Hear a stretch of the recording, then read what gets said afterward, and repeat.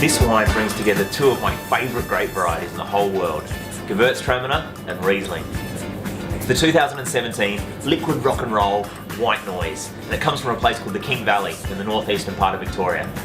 This wine is really two parts, two grape varieties coming together in perfect harmony. First of all, you have the Riesling.